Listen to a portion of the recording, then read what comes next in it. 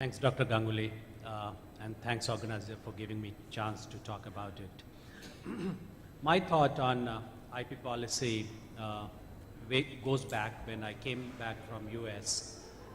It was, I think, National IP Day at FICCI in April 2012, when I started talking, we started discussing, and I participated in that discussion, that India should have national IP policy. That time and even today, I feel that when we are talking about national IP policy, it has to be very, very fundamental. It has to be very committed approach.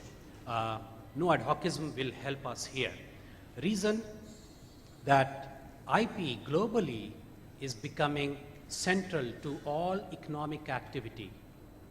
All resources, what we think of, whether it's a venture capital, whether it's a talent, whether it's a focus of country on policy, regulation, it's all, it's tending towards IP.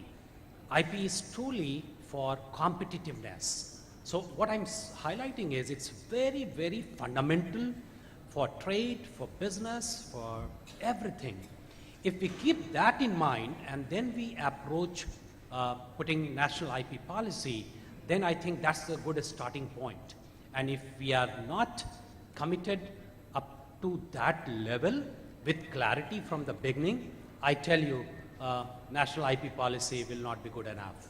Having said that, I must congratulate government and IPR think tank to attempt and do a good job. I find policy particularly good when it comes to building capacity, education, awareness, and as Dr. Agrawal has highlighted that there are still a scope, but I find that portion is probably well done. Even IP management and administration part is also okay. Where I find problem is that in enforcement, it's pretty weak. It's touching on enforcement, but on piracy and counterfeit, which is copyright and trademark. And why copyright? Because there is a strong domestic film industry, music industry, and software industry to some extent. But today, even software industry requires a lot of patent protection, because all the electronic hardware compulsion India has today, because India will require $400 billion worth of electronic goods by 2020. $400 billion will be required by petrol. $800 billion will be sucked out of our economy by 2020 to meet the importation of electronic hardware. And all these are patent is required for that. In case of patent, the policy is pretty weak. Having said that, when it comes to, it's recognizing to some extent data protection, but I represent pharma industry, and pharma industry requires data exclusivity also, where basically we are looking at data as a resource critical to companies, critical to corporation. Protection is that I will not disclose, but non-use is also equally important. So from that point of view, I find it's missing. On many, at one point of time I have seen, which is I think page 6, where it's talking about pre-grant, post-grant opposition and how it's helping India to develop grant good patent. Granting good patent is good, but it should also address the serial opposition in pre-grant and post-grant, which delays the grant of patent, which delays the launch of the product. All these things in critical area is very important to be addressed.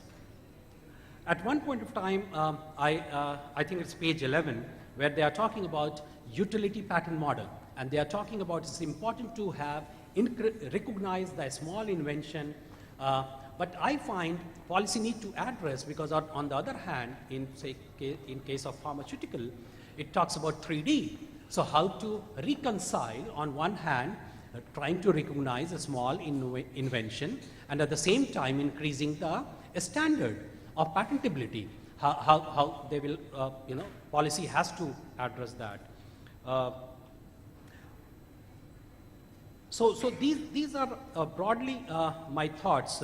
And again, from pharma, let me also do one more piece. In case of pharmaceutical, compulsory license is a big thing, okay? If nation is going through some kind of urgency, some kind of emergency situation, of course, CL provision should be there. But CL provision should not be used as a tool for some corporation to create shareholder value in name of access or whatever, okay? Only in case of emergency, national emergency, CL should be used. Government should not end up playing in the hand of corporation because they want to make more money. They want to create another revenue source. So government has to be very clear, and when we are talking about IPR policy, a kind of national IPR policy, it needs to address these things. So I stop here and pass on.